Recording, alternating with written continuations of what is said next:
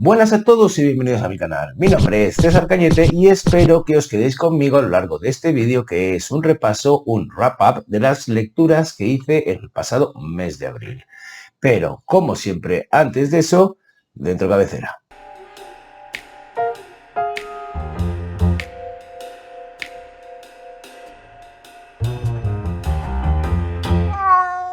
Bien, una pequeña consideración antes de empezar a ir directamente a hablar de las lecturas que he hecho ese mes de abril. Y es que veréis, tanto los que habéis leído la descripción de este vídeo como los que os quedéis hasta el final, que solo os voy a hablar de 4 lecturas. Esto es así no porque me haya yo bloqueado mi lectura o haya bajado el ritmo de lectura, sino porque se me han cruzado, como siempre me suele suceder, unas cuantas lecturas de trabajo que me interrumpen, a las que le tengo que hacer hueco porque de algo hay que comer y pausan las lecturas que os suelo traer en estos vídeos. Y claro, me reducen un poco el contenido, pero ya me está bien porque, como sabéis, yo suelo enrollarme un poquito quizás demasiado, y así los vídeos me quedan un poco más cortos, porque si tuviese que hablar de 8 o 9 lecturas, pues quizá me pegaría un tiro y por ende os lo acabaríais pegando vosotros. Y no estamos aquí para eso, sino para hablar de literatura y de diferentes lecturas. Hecha esta consideración, voy ahora por la primera lectura con la que inauguré el mes de abril, que es La llamada, subtítulo Un retrato, de Leila Guerriero. Bien, yo no había leído nada de Leila Guerriero más allá de alguna columna que había publicado en El País y de aquello como muy de picoteo. Es decir, no estaba, cuando me crucé con este libro, del todo seguro que la hubiese leído en más ocasiones. Pero sí que tenía curiosidad porque sonaba en mi radar. Y cuando vi este libro decidí que iba a zambullirme en sus páginas sin saber exactamente de qué trataba. Enseguida supe, como dice el subtítulo del propio libro, que es un retrato, es una semblanza de un personaje que sobrevivió a un periodo bastante negro de la historia de Argentina. Estoy hablando de Silvia Lavairú, que fue internada, secuestrada en 1976 y pasó, estando embarazada además, y pasó un par de años en la ESMA, que era un centro clandestino de la dictadura de Videla, de la dictadura de las juntas, de la Junta Militar.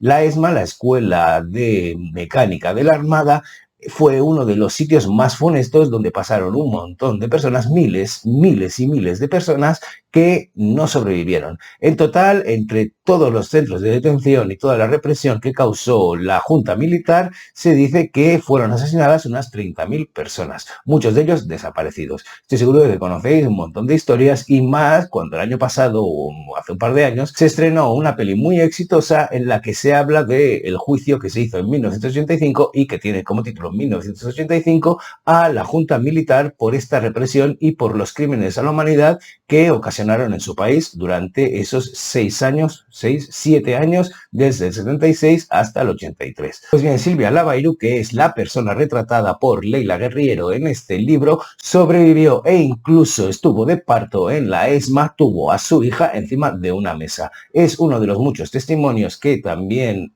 participaron en el juicio de 1985 y más adelante. Por supuesto, me ha parecido súper interesante la figura de la propia Silvia Lavairú, pero también un montón de hechos diferenciales que se produjeron durante esta represión. Porque si bien Silvia Lavairú estuvo retenida durante esos 2 años en la ESMA, también pudo salir, también iba a tomar el café, también hizo un viaje incluso a Madrid, también estuvo en Brasil, y por sobrevivir y por este tipo de encierro tan sui generis, cuando salió y se vio del todo libre, también tuvo que enfrentarse a la crítica y a la censura por parte de sus propios compañeros, los que habían sido montoneros, que no habían pasado por ninguno de esos centros de detención y que no tuvieron que soportar las miradas de sospecha de colaboracionismo con sus verdugos. Tampoco tuvieron que fijar la línea exacta del consentimiento. En todo momento Silvia Lavairú estuvo bajo el poder y la influencia y la represión de sus captores. Y eso hacía que siempre planease la sombra de la amenaza, hiciese lo que hiciese.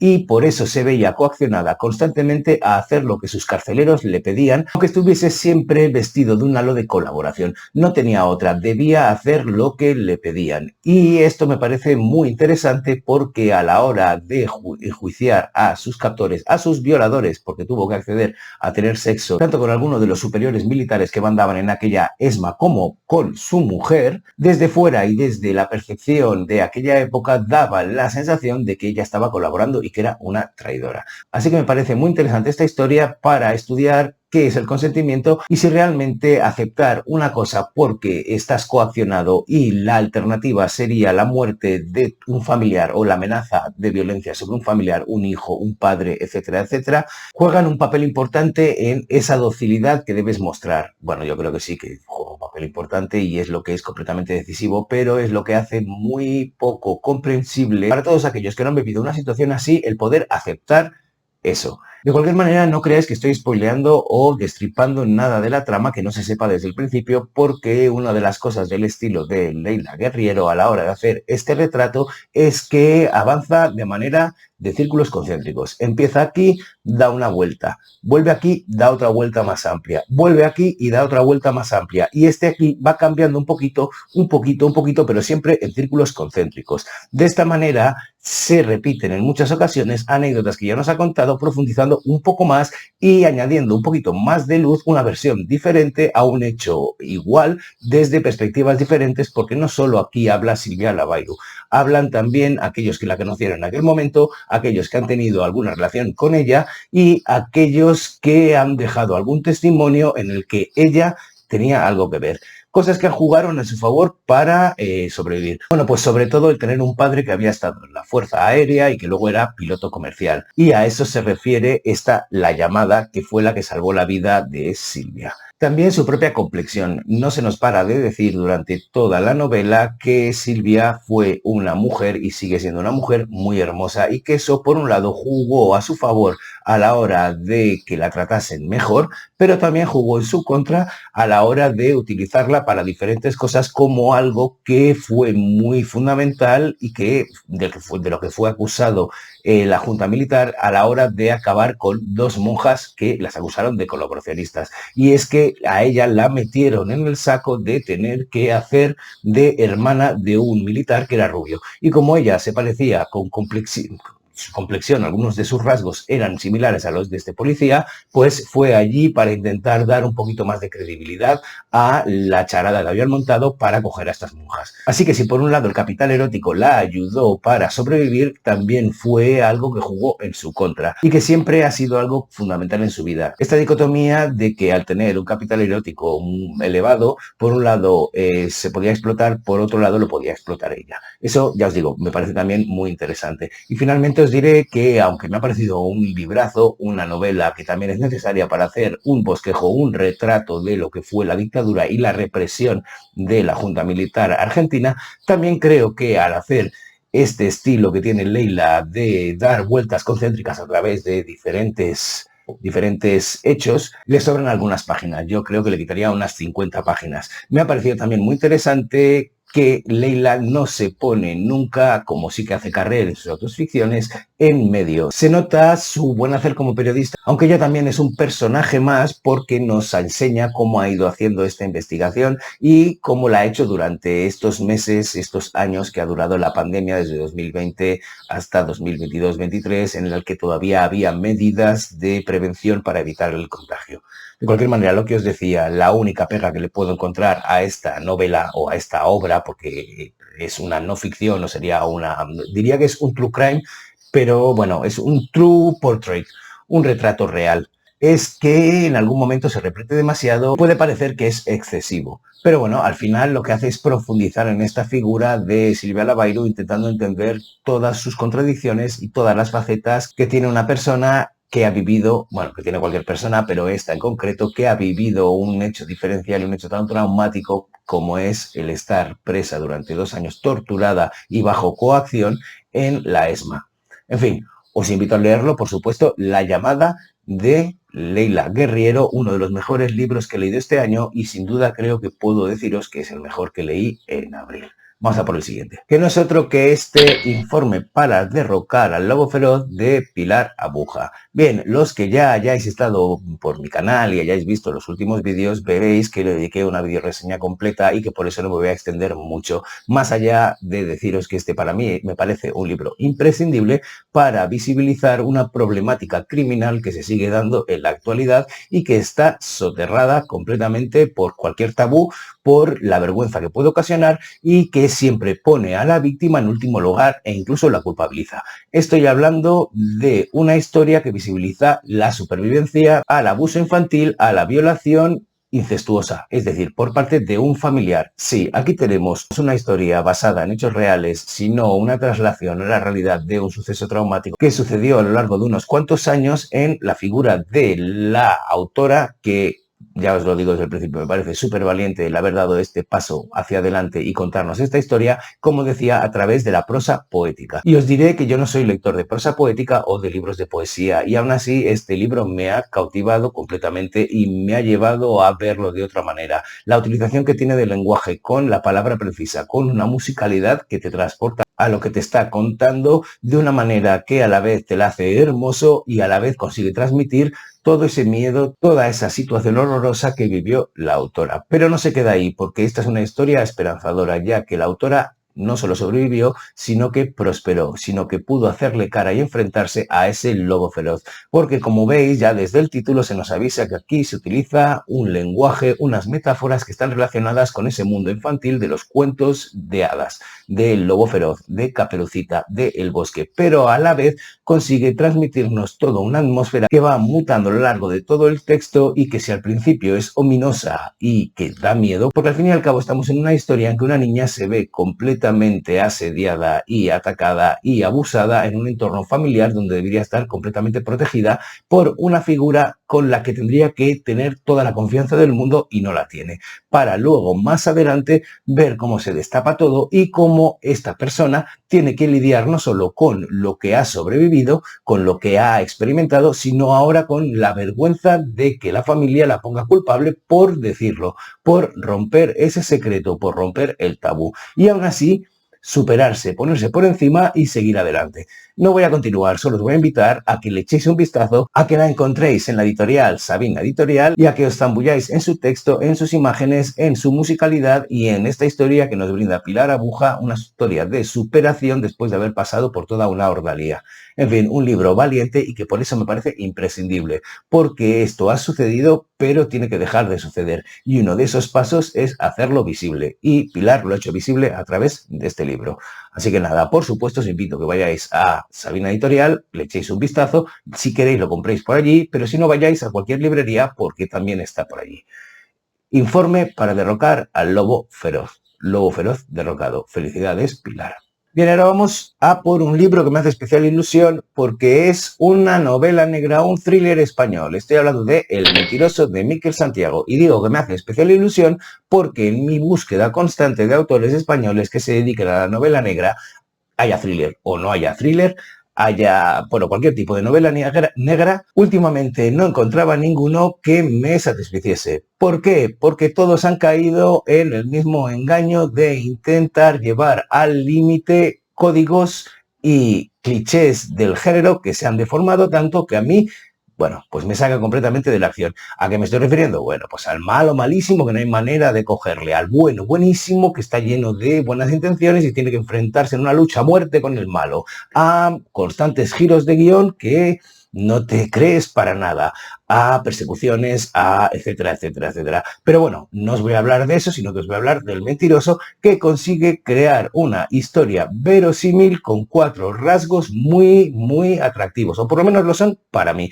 porque os voy a hablar de la premisa. Aquí tenemos a nuestro protagonista. Esta historia despierta en un hospital sin acordarse absolutamente de nada de las últimas 48 horas. Ha tenido un accidente de coche, lo han rescatado de allí y han encontrado que tiene una contusión en la parte de atrás de la cabeza que no cuadra perfectamente con un accidente de coche. Sin embargo, esa amnesia sí que cuadra, pero esta amnesia no es del todo total, valga la redundancia. Es decir, tiene algunos flashes de lo que han vivido durante esas últimas 48 horas que tendrá que ir reconstruyendo y que tendrá que ir refrescando la memoria para saber qué ha sucedido. El problema es que lo poco que recuerda incluye a un muerto y no sabe si ha sido él el que lo ha matado. Así que siempre irá con toda la precaución del mundo para pues no caer en ser culpabilizado, porque aunque no crea que sea él el que lo haya matado, siempre queda la duda. Así que teniendo en cuenta que lo único que recuerda son imágenes sueltas, deslavazadas de un muerto y de su propia presencia ante ese muerto, aquí empieza esa trama verosímil, por un lado para averiguar si es verdad que eso que recuerda ha sucedido,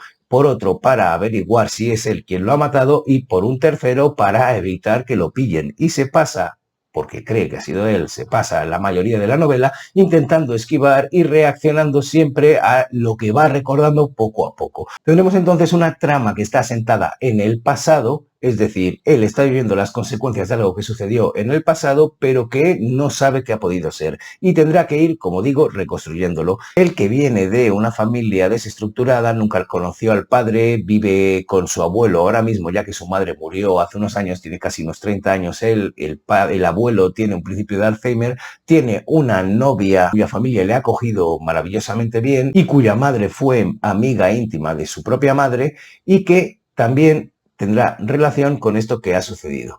Pues bien, os digo que esta es una trama, esta es una historia que te atrae completamente y que te lleva a través de la voz del protagonista, porque es el narrador, y de una manera muy hábil, porque el lector recorre junto con el narrador esos pasos y consigue empatizar lo suficiente como para querer que no lo pillen, porque también duda en algún momento de si ha sido él el que ha matado a esa persona, que no sabemos quién es en un primer momento, y recorremos a través de sus ojos cada uno de los pasos que da en un escenario de un pueblo del norte del País Vasco que es lo suficientemente atractivo como casi ser un personaje más de esta historia. En fin, por fin un thriller de un autor español que me puedo creer que no es tan efectista como para sacarme de la acción, que me creo la historia, que la disfruto y que la devoro, porque este libro tiene, a ver, unas casi 500 páginas y me lo leí en, yo qué sé, 3 días como mucho, una cosa así, y no hubo nada. A ver, no voy a ponerme a echarle tantas rosas, pero no hubo nada de tanto calibre como para que me rompiese, como me han roto últimamente todos los libros de novela negra española y thrillers. Tanto es así que se lo recomendé a mi madre, que también se lo ha leído en nada. Así que bien por Miquel Santiago y bien por su El Mentiroso, que es la primera de una trilogía que voy a continuar. Si bien es cierto, he visto, porque he hablado de este libro en algún book haul, que quizá repita esas tramas, pero bueno, ya llegaré a eso. Ya veremos. No me cierro ninguna puerta. Ya os diré si continúo con esta trilogía o no. Supongo que sí. En fin, os la recomiendo. El Mentiroso de Miquel Santiago. Bien, y vamos a por la última lectura que os voy a presentar este mes de abril, que es esta, Elric de Melniboné, de Michael Moorcock. A ver, yo había oído en muchas ocasiones Elric de Melniboné porque es un clásico. Sin embargo, nunca me había lanzado a leerlo, aunque era uno de los pendientes. Es un clásico en la fantasía, en el género. Sé que Michael Moorcock quiso dar una vuelta de tuerca al tema de Tolkien y hacerlo muchísimo más sangriento, muchísimo más extremo. Y creo que lo consigue bastante bien con este Elric de Melniboné, que a diferencia de otros libros de fantasía, es muchísimo más delgado y es súper asequible, la verdad. El world building que tiene este libro me ha parecido maravilloso, es decir, la construcción del mundo que nos presenta me ha parecido maravilloso. Tenemos una isla que es Melniboné, que es un imperio, que vive un pueblo muy diferenciado de otros reinos a los que los llaman los reinos jóvenes, y que es inmensamente rico, que es atacado constantemente por esos reinos jóvenes que intentan atravesar toda un laberinto ¿cómo lo diría? Bueno, un laberinto, pero marítimo, para llegar a Melniboné y quedarse con la pasta o con lo que sea que puedan robar. Pero ellos lo frustran constantemente. Me estoy metiendo demasiado, quería ir un poco antes. Elric, que es el emperador de esta isla, ha sido criado desde pequeño para el puesto, pero no es un melnibonés al uso. ¿Por qué? Porque es un tipo débil que debe estar constantemente tomando sus menjunjes para sobrevivir, aunque es un hechicero muy poderoso. Por otro lado, es un tipo súper leído, es un un tipo que le interesa mucho la historia de Melniboné y le interesa mucho no continuar con cómo se decían las cosas en Melniboné. Y eso hace que se vea amenazado constantemente por su primo Ilkon, cuyos comentarios rozan siempre la traición, que además es el hermano de Cimoril, la amada de Elric. Bien, teniendo esto como premisa y teniendo en cuenta que el reino de Melniboné está en decadencia, Murkuk nos cuenta una historia de traiciones, de superación de esta traición, de vuelta y de intentar rescatar a Cimoril. Es que no me quiero meter del todo en la trama para no destripar nada, pero sí que os diré que me ha parecido una historia súper ágil, me ha parecido llena de acción,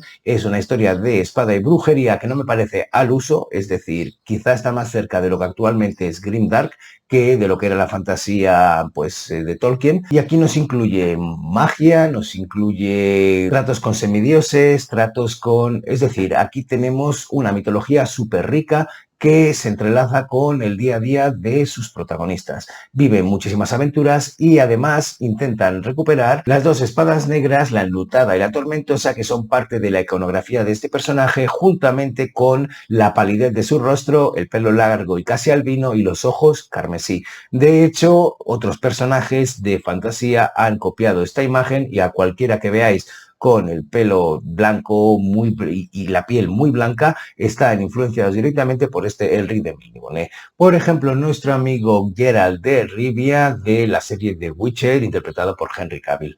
En fin, yo os lo recomiendo mucho, lo he disfrutado muchísimo, lo he leído en un santiamén y me ha encantado todo y que podría ser ese tipo de fantasía farragosa que en un principio te echa para atrás, pero nada que ver. Es una maravilla. Ole por Michael Moorcock y todas las convenciones que se cargó de la fantasía y abrió camino con esta novela y con esta saga a que ahora tengamos el Grimdark y tengamos un montón de ramificaciones de fantasía que son tan disfrutables.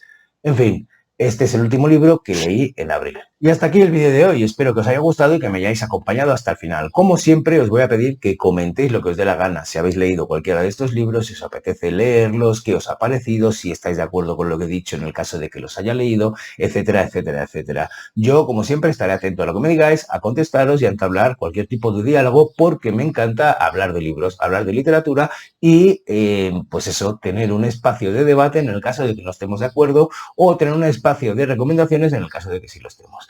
De cualquier manera, yo os voy a dejar aquí y solo me queda, como siempre, desearos un felicísimo día y enviaros un besazo enorme. ¡Mua!